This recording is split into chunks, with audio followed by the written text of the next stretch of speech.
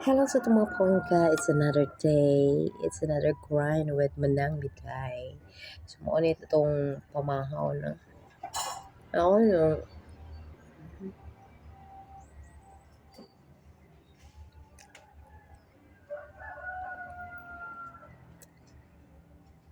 pwede na nini mo isa ka pamahaw mga palangga. Ang ato ang kamote. Kay rich man ni siya in carbohydrates. So, mauni ang ato ang lifestyle na pag-idara na ka.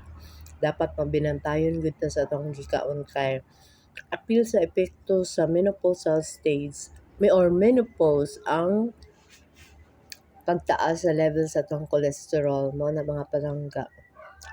No? Nga. Dili lang kay mga inani na atong kaon pati na pud ng mga bisag nuts, no? Ang pinakanindot para daw sa tuwa mao ng pistachio pero sa ako mahal man ang pistachio di man ta ka-afford ana. Ug dapat mag-exercise gid ta mga palangga. Exercise.